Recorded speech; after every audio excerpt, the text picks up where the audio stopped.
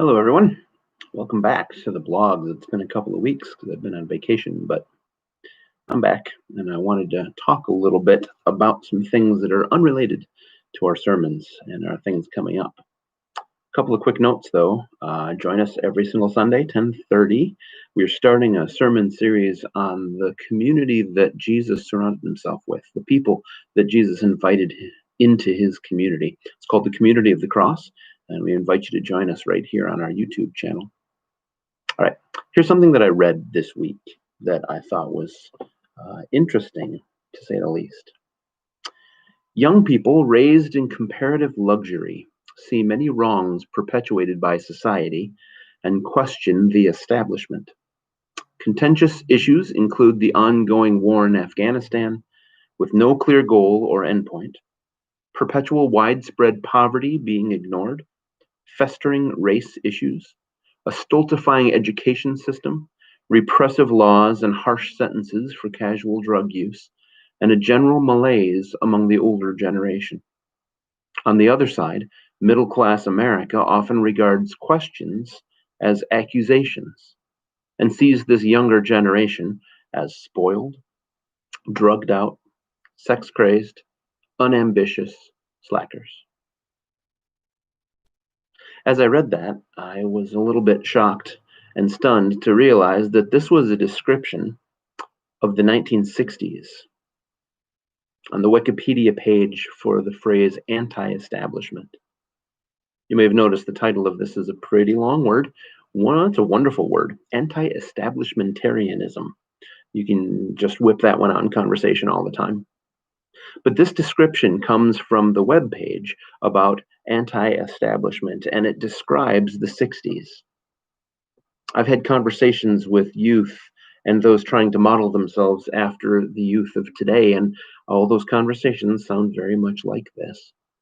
They have no trust in any institution already established, from the police to politics to the church to the military to corporations to school boards, and the list goes on and on. So many people have compared today's culture to the culture of the 1960s. And I'd heard that, but I hadn't seen it quite so baldly as I did in reading this page. Now, here's one scary thought. They're not wrong. If you look at the news today, you find politicians inciting riots, church scandals left and right, corporate greed, police violence. In any of our discussions around the idea of racism, we no longer blame the individuals, but rather the institutions. The people are just victims of the influence of the institutions they're a part of. Again, from politics to church leadership. So these people are not wrong, but I also want to say they're not really right either. See, the institutions around us these days are not wholesale evil or corrupt or bad. Most politicians are really trying to make our country prosperous and safe. Most police officers are trying to keep the peace and serve their communities. Most pastors are just trying to help people grow in their faith. But unfortunately, the old adage about one rotten apple spoiling the bushel fits. A person who does the hard, slow, unglamorous work of helping other people will never make the news. The police officer walking her beat and keeping people safe on a slow day is kind of boring. The politician who passes yet another bill to try to keep taxes down for poor families will probably never see a camera. What makes the news is corruption and violence, immorality and bad behavior. That's what we look at. That's what we see. And because it's always on the news, that's what we see. And then that's what we talk about. And then that's what we pass on to others. As a pastor, I have to tell you, I have felt the weight of my fellow clergy's scandals, even though I am far from scandalous myself. I would dare say that the bulk of people in institutions feel much the same way. I've spoken with police officers who are good people, and yet feel the burden of the constant news coverage of police brutality. So while institutions are not good in and of themselves, and I am not here to defend them, I can't say that they're all evil either. So the question we need to be asking is, was Jesus anti-establishmentarian? How did Jesus treat the Romans, who were the political, the military, and probably the policing institutions of his day? Jesus never really spoke out against Rome, and he didn't speak out much against the Roman authorities. In fact, whenever a Roman authority came to him, be it a centurion or an average person, he cared for them the same way he cared for his fellow Jews. Okay, so how did Jesus treat the people at the temple, which was the religious institution of his day? Jesus worshiped there at the temple regularly, as was his wont. Jesus taught people there at the temple. Jesus even used the temple as a metaphor for himself throughout the Gospels. Jesus came to replace the temple as God's dwelling place here among his people, but Jesus would never be able to have been called anti-temple. In fact, I would say the only institution Jesus was vehemently and loudly against was the institution of the Pharisees. Jesus had plenty of scorn and condemnation and animosity towards the Pharisees. We see it throughout the Gospels.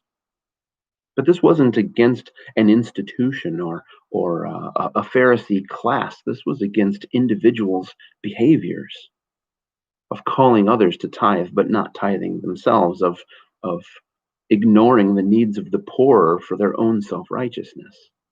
This was the problem, was the sin of the individual Pharisees. There were Pharisees, as we're going to hear in a few weeks in our sermon, who came to Jesus and became part of his community. No, I'm not really interested in propping up worldly institutions. That's not what I'm here to do. And I will call out the people in those institutions for bad behavior. Why will I do that? Because Jesus did it. I will say loudly and clearly that politicians who put greed and self and re-election over serving other people are sinning. I will say that the police who treat people worse because of the color of their skin are sinning. I will say that pastors who are adulterous or violent or drunks are sinning. But I'm not going to speak out against entire institutions as a whole, because institutions are all made up of individuals. And those individuals are all different. Those individuals are all human. Those individuals are all sinful. But those individuals all bear the image of God, just like you and me. So, as you think about this, I'd like you to ponder a few questions. Question 1. How do you deal with anti-establishmentarianism? Yeah, I just had to get it in so I could say it one more time. How do you deal with that in your own life? Question number 2. What institutions do you find yourself decrying? And which institutions do you find yourself blindly supporting? Number 3. Are you speaking out against the sin committed against God's people in this world? These people who are your people? Are you crying out against the sin of oppression and all of the many isms, from classism to racism to sexism? And finally, are you doing the hard, slow, boring work of living out your Christian faith and ethic within whatever institution you may be a part of, even when it doesn't make the news, even when people don't talk much about it? I hope so. All right, so ponder those things. If you have questions about this, if you disagree with me, let's talk. Give me a call, and let's sit down and talk about this. All right, we will talk to you later this week when we talk about a few other things together. Bye-bye.